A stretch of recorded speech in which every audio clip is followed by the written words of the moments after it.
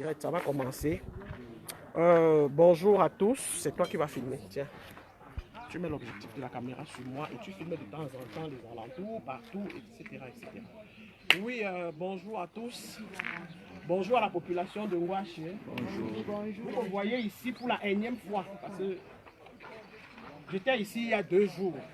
Et il y a ce monsieur, ouais, le monsieur qui m'a appelé pour me dire qu'il sont encore à la fin. Ouais, Tani. Me voici, c'est moi. Ah, voilà. Il y a ce monsieur, donc, après les dons, qui m'a recontacté parce que quand je partais déjà d'ici, il y a 2 jours, nous sommes quand jeudi, donc j'étais ici mardi. Donc quand je repartais déjà d'ici, mardi, je suis reparti avec un pincement au cœur parce que quand je repartais, il était 17 h. C'est surtout sur moi que tu vas marquer. Donc, oui. attends, j'introduis d'abord. Attends, j'introduis. Quand je fais ça, tu balades la caméra. Donc, quand je repartais d'ici, il était environ 17 h.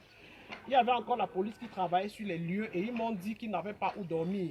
Mais j'étais quand même convaincu que le travail continue à être fait. Donc, après avoir cassé probablement, une voiture devait venir les chercher, etc., etc. Grande a été ma surprise hier que ce monsieur m'appelle aux environs de 14 h pour me dire qu'ils ont dormi à la Belle Étoile. N'étant pas dans la ville de Bafoussam, j'ai cru devoir me libérer et pouvoir être ici dans la nuit. Mais malheureusement, c'est ce matin que je suis arrivé. J'ai donc, comme vous voyez, Amazon France originelle, France Cameroun originelle. Je suis donc sorti ce matin à la demande de l'Amazon en chef Winnie Savannah et de la porte-parole Madame Justine Boukam. Donc, elles m'ont demandé, au nom de toutes les Amazones de France et du Cameroun, de faire cette descente sur le terrain pour m'enquérir de la situation sur les lieux.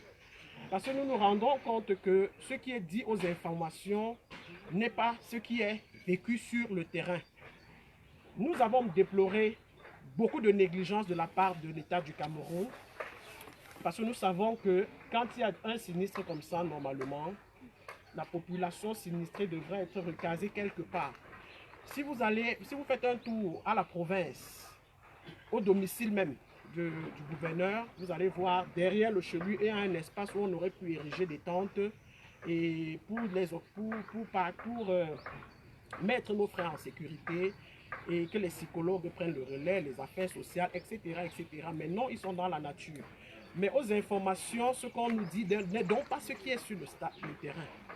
Il y a environ une semaine, lors du débat télévisé à Equinox, un monsieur qui représentait le RDPC, je ne veux pas citer son nom, qui a dit que les Bamileke ont beaucoup d'argent, ils sont solidaires, donc ils devraient normalement prendre leurs frais en charge. Non, Ngouache, ce n'est pas le problème du Bamileke. Ngouache, c'est le Cameroun et c'est une question qui concerne tous les Camerounais. Donc, je suis descendu sur le terrain aujourd'hui, ce matin, m'enquérir de la situation. Ils me disent que il y a un programme qui a été établi et on les attend encore. C'est où? À la préfecture. À la préfecture. Ce matin à 8 h 30. Et les frais de taxi, parce que je suis venu ce matin m'adresser à M. Paul Biya en question, en personne. Parce que permettez-moi, posez-moi la question, si vous me posez la question de savoir pourquoi M. Paul Biya, je vais vous dire que c'est parce que c'est lui qui a décaissé les 200 millions. Je l'ai lu sur Facebook, sur sa page. Je n'ai pas de moyen de le rencontrer directement pour lui donner l'argent. Mais je sais que grâce à Facebook, il va entendre et il verra que sur le terrain, il y a encore beaucoup à faire. Je vais donc devoir leur demander qu'est-ce qu'ils ont reçu comme argent jusqu'à maintenant. Et puis vous allez entendre. Il y a le jeune monsieur Fonkou, c'est lui qui tient la caméra. Qui a perdu, vous avez perdu combien de membres de votre famille? J'ai perdu 17 membres au total. Voilà, il a perdu 17 membres. Nous sommes jeudi aujourd'hui. Et nous savons que généralement, les tombes sont déjà faites. Vous avez déjà fait des tombes? Non, pas encore. C'est mieux que je vous réponde. Oui. Donc, M. Fonkou va nous dire. C'est M. Fonkou qui tenait la caméra, le voilà. Présente-toi, mon jeune frère. Oui, je suis M. Fonkou Chinda Herman. C'est la grâce de Ngouache à Bafoussam. Oui. Donc, comme je le disais tantôt, depuis l'État nous a fait comprendre qu'on devait prendre en charge l'enterrement, les obsèques. Oui. Jusqu'à maintenant, nous n'avons aucune suite. Chaque jour, on se déplace, on passe même des journées, même quand on vient pour nous reconforter à la maison. Vous n'êtes pas là. Parce qu'on doit être soit à la sous-préfecture, soit la mairie. Et qui paye les frais de taxi pour tous ces déplacements? C'est nous-mêmes. C'est vous-même? C'est nous-mêmes. Oui. Avec ma moto, je me déplace pour aller... Et ceux qui n'ont pas de moto, donc sont obligés de prendre des moyens de bord? C'est ça. Oui. Donc, et quand vous arrivez en place à la préfecture, qu'est-ce qui se passe? Ils vous disent quoi? Ils vous donnent quoi? Parce qu'il est question de nous dire où sont allés. Nous avons appris aux informations que 100 millions avaient été prévus. Tenez une minute. Je ne vous coupe pas. Nous ont dit aux informations que 100 millions avaient été prévus pour les sinistrés, pour les obsèques, c'est ça, n'est-ce pas? Et 100 autres millions pour les sinistrés. Donc, il faut qu'ils nous expliquent dans le détail près qu'est-ce qu'il en est des 100 millions. Donc, comment est-ce qu'ils vont venir vous donner des rendez-vous dans leur lieu de service? Vous payez les transports, vous allez là-bas et vous retournez bras ballants. Donc, M. Fonkou va continuer son explication et pendant ce temps, je vais filmer et après, je reviens à vous. Pardon, si vous répéteriez, si pour le moment, il y a une autre famille, il y a un représentant d'une famille des personnes décédées, la personne devra aussi se rapprocher. Donc, comme je suis arrivé avec un petit retard, probablement les gens sont déjà debout, ils sont un peu éparpillés parce que comme vous constatez sur le terrain, les gens continuent encore à ramasser leurs planches, les tôles, etc., etc. Donc de temps en temps, on sera interrompu parce qu'il faudra faire parler d'autres personnes.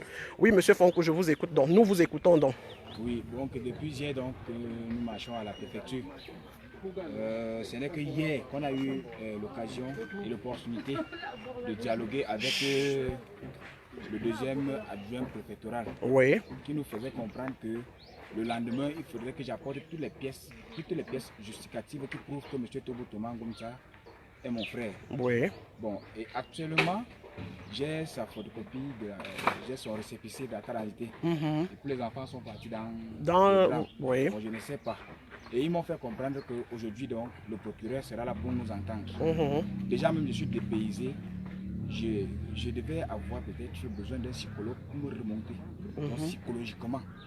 Bon, au fur et à mesure qu'on me pose une question, peut-être quand la justice va s'implanter, peut-être ça sera encore un autre monde. Donc je ne sais même plus où est-ce que je me trouve actuellement, où je suis en train de m'exprimer. Depuis hier déjà, j'étais au village parce que moi-même dans ma tête, je suis troublé. Et pourquoi? Parce que la famille m'a nommé dans la famille comme la machine de la famille, le cerveau de la machine de la famille. Bien sûr. Donc, même le représentant du défunt, c'est moi qui le suis. Donc, nous étions au village hier, question de trouver où est-ce qu'on doit les enterrer. Mercredi, hier mercredi. Et planifier aussi comment est-ce qu'on doit faire pour la tombe. Donc, j'ai proposé donc... Vous enterrez combien de personnes? 17 personnes, vous avez dit? Oui, nous enterrons 17 personnes. Oui, 17 personnes, oui. Dans la même concession? Pas dans la même concession. Oui. Donc, chez moi, déjà, j'ai 8. Mon frère et sa femme et son épouse.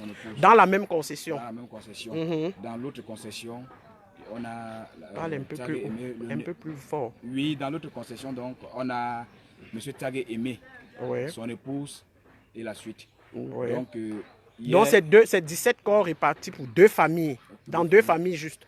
Oui, d'accord. Donc déjà, je suis un peu embarrassé et très embarrassé, puisque les mamans qui sont au quartier, les papas également, doivent m'assister d'une manière, bon, je ne sais pas. Non. Je vais en venir. Oui, d'accord. Pour dire que je suis en train de dire, il y aura ceux parmi eux qui vont peut-être demander la permission pour assister rien qu'à la veillée. Il y aura parmi qui vont se porter garant de se rendre au village. Parce que mon grand frère était quelqu'un de sociable. Oui. Bon, déjà depuis hier, je suis en train de dire, bon, s'il faille que les gens viennent même à la maison, est-ce qu'ils vont venir rester debout? Est-ce qu'ils vont faire comment? Donc aucun dispositif n'est encore pris. Rien. Oui, donc pardon, ce qui revient ici comme recommandation, c'est qu'on essaye de parler un peu plus fort pour permettre aux gens d'écouter, quoi. Donc ce que je retiens de M. Fonkou, c'est que nous sommes jeudi matin à 2 jours. Non, en principe, quand il y a un deuil, la veillée, c'est le vendredi. Donc normalement, le deuil commence demain vendredi. Dans la soirée, il devrait avoir veillé. C'est ça le programme. Généralement, c'est comme ça. Ce n'est pas moi qui invente. Et comme je l'ai dit, si je me trompe, ramenez-moi à l'ordre. Je ne suis pas venu ici créer la sensation, mais dire la vérité et qu'ensemble, on trouve une solution. Aux informations, il a été dit que 100 millions ont été décaissés. Où sont donc les 100 millions? C'est de ça qu'il est question. 100 millions pour les défunts. Je ne sais pas si ces 100 millions-là... Tenez un peu la caméra. Oui, aux informations, comme je disais, aux informations, il a été dit que 100 millions ont été décaissés pour les corps, pour enterrer, et 100 millions pour aider les sinistrés. Pour enterrer, là, c'est pour mettre ça dans la main des morts, pour les enterrer avec, ou bien c'est pour faire leur deuil. Parce que je ne comprends pas, nous ne comprenons pas que jusqu'à maintenant, n'est-ce pas, que les familles qui ont perdu leurs membres ne reçoivent encore aucune directive concrète. Pourquoi est-ce qu'on doit vous inviter tous les jours à la préfecture, vous inviter, n'y aller même plus? C'est à eux de descendre vers vous.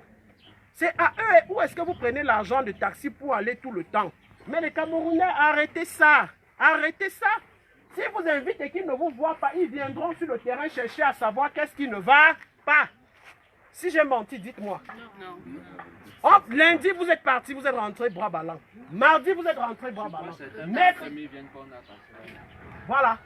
Pardon? Je crois que certains partent même ils reviennent quand on a cassé leur maison. Voilà, donc on crée un subterfuge, on vous invite dans vos bureaux, dans leur bureau. Quand vous venez donc par derrière, ils envoient les engins casser le chevaux. Si vous avez à dire, je ne suis pas venu, venez, n'ayez pas peur, madame. Voilà, parlez, n'ayez pas peur. N'ayez pas peur.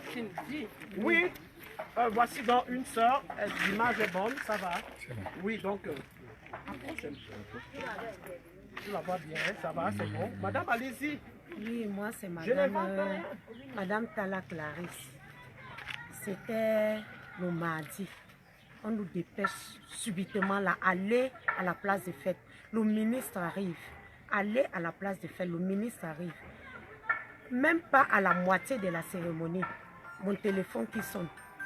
Le génie militaire est en bas en train de casser déjà les domiciles. Je sais que peut-être que c'était la blague. Un deuxième coup de fil.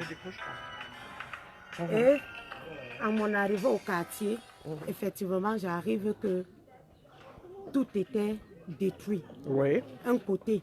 Parce que jusqu'à présent, ils n'ont pas fini. Oui. Et même le logement dont on parle. Hier soir, moi et mon mari et moi, nous étions au niveau de la polyclinique. C'est inhabitable. Vous voyez les pots de douche, vraiment c'est insupportable. Vous avez combien d'enfants, madame? J'ai 4 enfants. Oui, et les enfants fréquentent où? Les enfants fréquentent, une fréquente du côté de lycée, de collège de Baleng, et 3 ici au quartier. Oui. Donc, et les taxis, ils payent le taxi pour l'école des enfants? Ils payent le taxi et de ce quoi? Qui? Nous-mêmes. Quand je dis qui paye le taxi? Moi-même. Oui. C'est moi-même qui paye le taxi. Et l'autre jour, il y avait une réunion ici au Carrefour. Donc, une maman à moi a posé la question. C'était le préfet lui-même, n'est-ce pas, maman?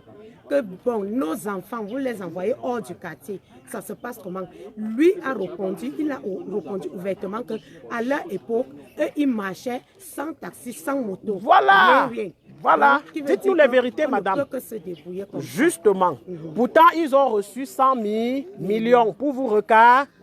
Quand ils vous appellent, mettez la caméra sur moi. Après, on va dire que ce n'est pas moi qui disais. Mettez sur moi, je vais vous dire que quand ils vous appellent, ne partez pas.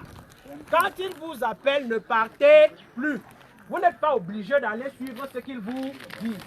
Ils doivent descendre vers vous. C'est vous les sinistrés. Quand on est sinistré, on est malade. Même si physiquement on se porte bien, moralement, on n'est pas bien. Ils doivent vous apporter le déjeuner. Où est le déjeuner que l'État a prévu pour vous ce matin? Titia, tu as fini. Il faut même les psychologues. Titia, tu as fini. Vraiment malade. Voilà. Donc, ça fait très mal. Voici le monsieur qui m'a appelé. Je ne suis pas venu ici chercher les sensations fortes. Je suis venu dire la vérité. Je suis venu fouiller. Monsieur Paul Biya, vous avez dit sur Facebook, et je l'ai lu, que vous avez décaissé 200 millions de l'argent du contribuable camerounais, dont l'argent de nous tous Camerounais. Ils sont à la belle étoile. Rappelez-vous, vous avez dit lors des informations, dans vos télévisions, que l'Ouest a tourné le dos à un leader de parti politique. C'était les habitants de l'Ouest, n'est-ce pas? Mais les voici donc dans les problèmes. Où êtes-vous donc? Où êtes-vous? Où êtes-vous? Comment est-ce que vous pouvez inviter des gens et rester casser leur maison? Est-ce que c'est logique ça? Arrêtez le voyou avec cette histoire. Ça c'est du voyoutisme ça. Dites-leur de porter ce qu'ils ont encore de chair dans leur maison. Ils déménagent et puis vous allez casser. Comment est-ce que vous vous couchez chez vous, vous dormez quand un monsieur comme celui-ci dort à la belle étoile avec ses enfants? Comment est-ce possible? Vous allez dire qu'on veut créer les soulèvements. Il n'y aura pas de guerre ici. Il n'y aura pas, on ne va pas soulever qui que ce soit, mais nous allons revendiquer ce qui nous revient de droit. Une cathédrale, vous, en Occident, vous envoyez 1 milliard. Et vous vous rassurez que ce pays a reçu le milliard. Mais ce que vous avez sous le nez devant vous, où est le déjeuner? Est-ce qu'il ne devrait pas avoir des personnes qu'on a recrutées pour leur apporter à manger le matin? Est-ce qu'ils ne méritent pas ça? Ce n'est pas une faveur que vous leur faites. Bientôt, c'est les élections encore. Ah, vous ne vous gênez pas parce que vous avez la méthode. Vous savez toujours comment jongler, comment tricher, comment mentir, comment voler. Vous volez les sinistrés. Comment vous pouvez détourner l'argent du sinistré? Vous recevez 100 millions. Et c'est vous qui dites aux informations que c'est pour les sinistrés. Voici une dame qui dit qu'on l'a mise, je ne sais pas où. Et les toilettes sont invivables. C'est elle qui paye le transport de ses enfants pour l'école. Et vous nous dites aux informations dans vos télévisions que les sinistrés sont recasés. Ils ont été pris en charge. Arrêtez le mensonge. Autant mieux ne rien dire. Autant mieux ne rien dire. Où est celui qui a reçu les 100 millions qui devrait les aider à être recasés? Et les autres 100 millions pour les obsèques dont sont où? Les tombes ne sont pas faites. Nous sommes jeudi matin. Les 100 millions là, c'est pour remettre dans les tombes avant de les mettre en terre. Vous allez les enterrer où? Oui, je connais votre méthode. Nous maîtrisons votre méthode. Vous allez, après votre cérémonie de bling-bling là, vous allez vous retourner et partir. Et chacun va se débrouiller. Nous vous connaissons, parce que vous avez déjà fini avec ceci. Avec les sinistrés, vous avez déjà détourné leur argent. Il manque le deuxième 100 millions. Vous organisez les obsèques. Comment est-ce que vous pouvez organiser les obsèques et vous ne parlez pas des tombes? Vous devez avoir fait des descentes sur le terrain dans ces familles où ils doivent être inhumés et filmer les tombes pour nous montrer le travail qui est en train d'être fait. Monsieur Fonkou dit que c'est lui qui a loué les chaises. C'est pas ça? C'est ça, ma mère, c'est ça. Ben voilà. Quand vous parlez de soulèvement, les Camerounais ne sont pas des animaux. Ce qui est à Bamenda, ce qui se passe à Bamenda, où vous déchiquetez nos frères tous les jours là, ça suffit. Nous, on ne veut plus de ça. Nous voulons d'un pays vrai, avec un président proche de sa population. C'est de ça qu'il est question. Je n'ai pas peur de l'autorité. Appelez partout, vous dites que je suis en train de faire un direct. Oui, parce que c'est la vérité. Je n'ai pas pu dormir parce qu'il fallait que je me remette en route pour redescendre sur le lieu du sinistre. Mais arrêtez ça. Arrêtez. Ceux qui vont parler de tribalisme, on s'en fout. Nous allons travailler avec ceux qui veulent travailler.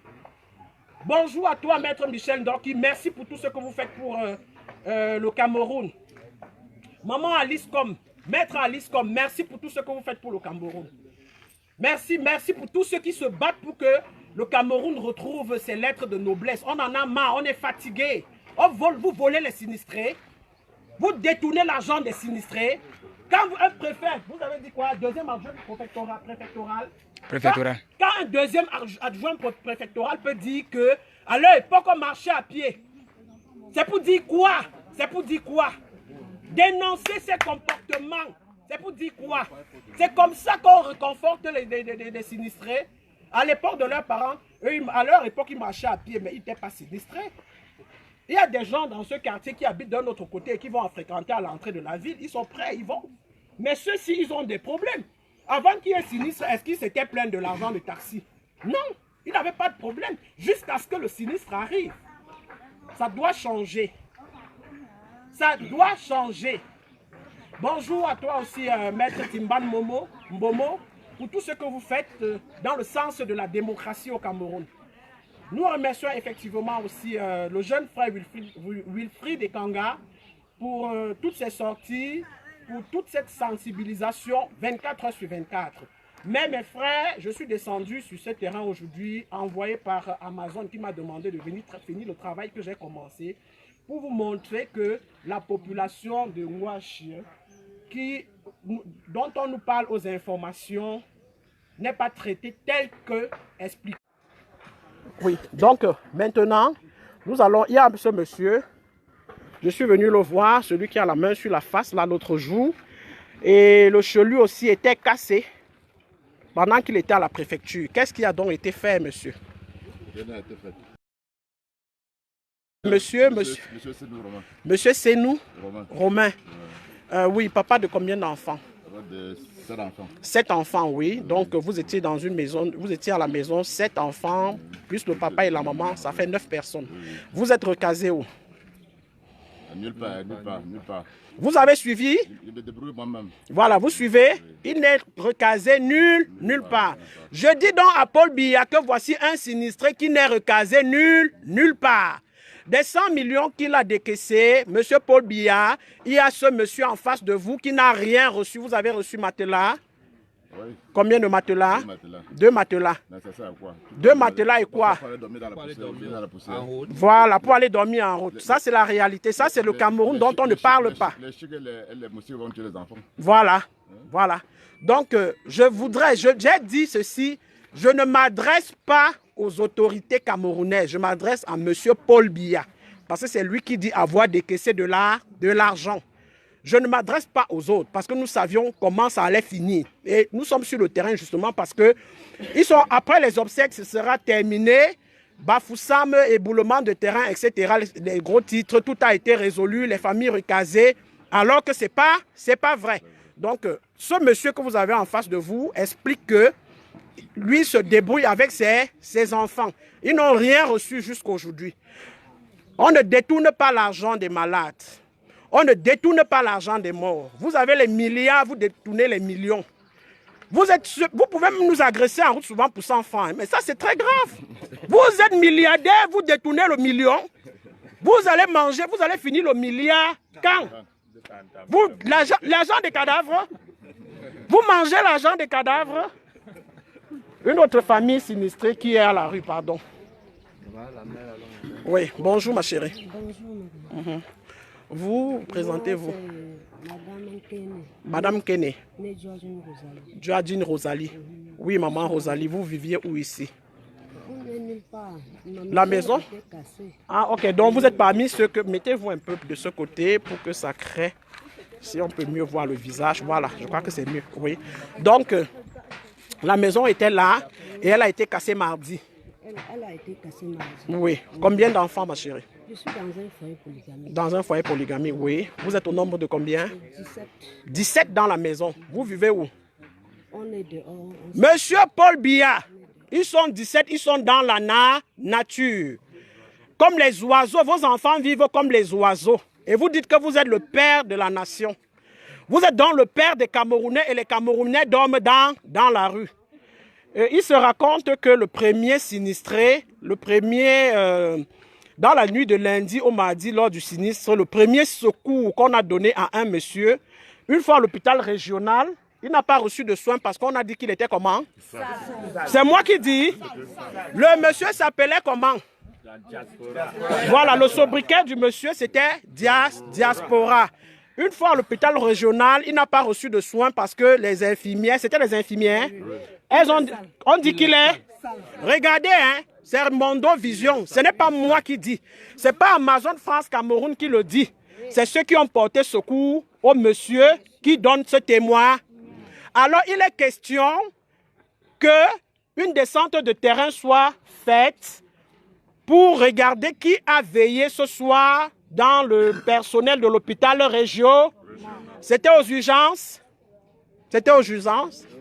Donc, il est question que ces personnes soient sanctionnées. Ils n'ont pas leur place à l'hôpital.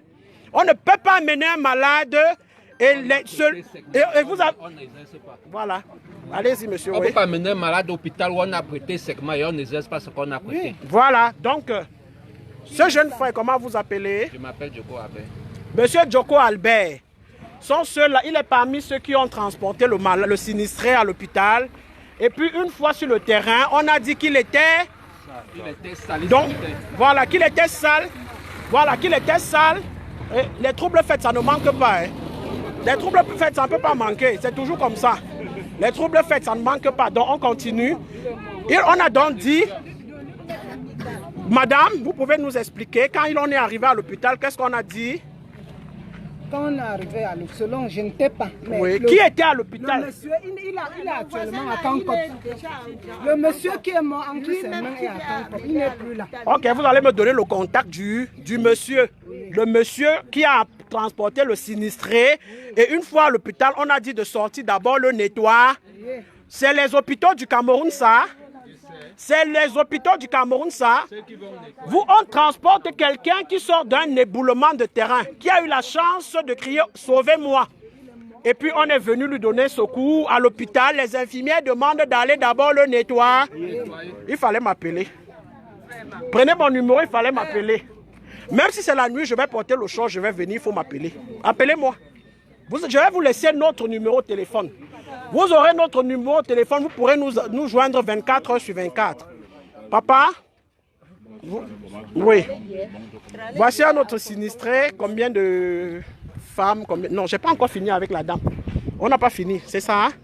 Oui, donc je reviens à la dame. Excusez-moi, hein, c'est trop d'émotions. C'est pour ça que je suis un peu perdu. Mais bon, on continue. Oui. Donc la dame disait tout à l'heure qu'elle est dans un foyer polygamique. Ils sont au nombre de 17. Oui. Et vous dormez à la... Vous dormez où? Au quartier, demander les maisons chez les voisins. Imaginez que 17 personnes demandent les maisons au quartier. Déjà que nous tous, nous savons que nous sommes des familles nombreuses. Nous sommes des familles nombreuses. Comment venir en secours à 17 personnes? C'est toi qui continues maintenant à filmer. Parce que de temps en temps, je vais intervenir. Donc, elle dit qu'ils sont 17. Tu la filmes, tu me filmes, tu filmes. Donc, elle dit qu'ils sont 17 dans la maison. J'ai la volonté d'aider, je peux aider 17 personnes. Vous allez prendre sur votre aile 17 personnes. Comment est-ce que vous allez faire? Quand déjà vous-même, vous savez que nos maisons ont au maximum 3 chambres. Et nous avons déjà nos enfants avec qui nous sommes à la maison. Bon, comment donc s'occuper de 17 personnes? Comment donc? Comment s'occuper de 17 personnes?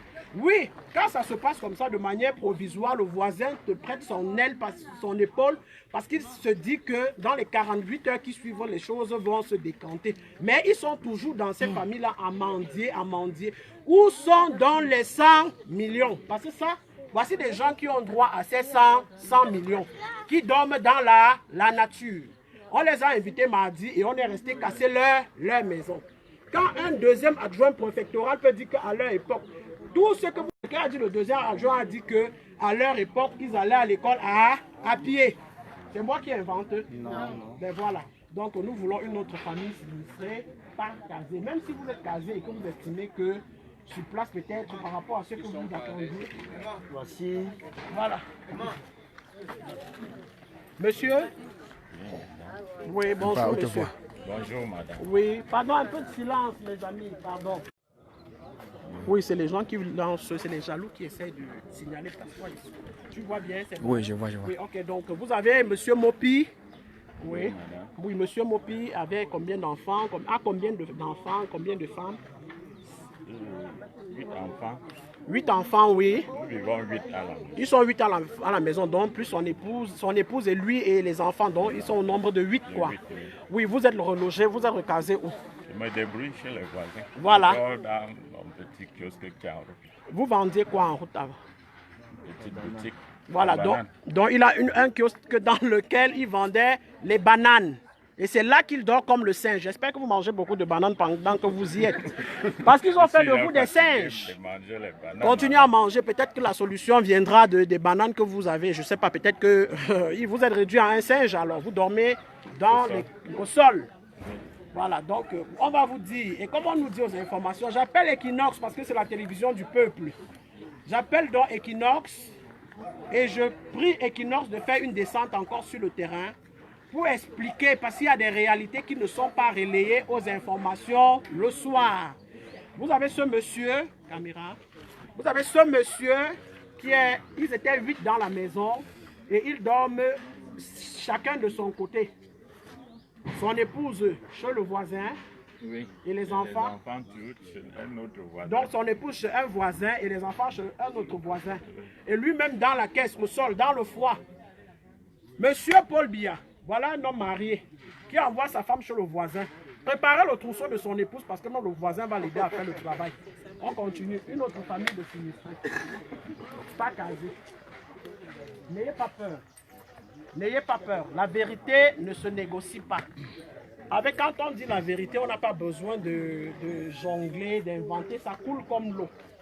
Une autre famille, pardon. Moi-même, madame, je ne suis pas sinistré. Oui. Vous êtes monsieur? Monsieur Fotue Kamga. Oui, monsieur Fotue Kamga, bonjour. Oui, je ne suis pas sinistré. Cependant, moi-même, j'ai des difficultés. Parce qu'ils sont chez vous. Ils sont chez moi. Bah voilà, justement, donc. Mon frère est allé l'autre jour. On les a appelés disant qu'on remettait les matelas. Quand ils sont partis, au retour, on appelle seulement et dit ça ne va pas, on est en train de détruire toutes les maisons. C'est comme ça, nous, on s'est mis aussi, nous avons détruit, c'est comme ça, on a porté toutes les choses. Moi, j'étais dans une maison de 2 chambres. Avec combien d'enfants?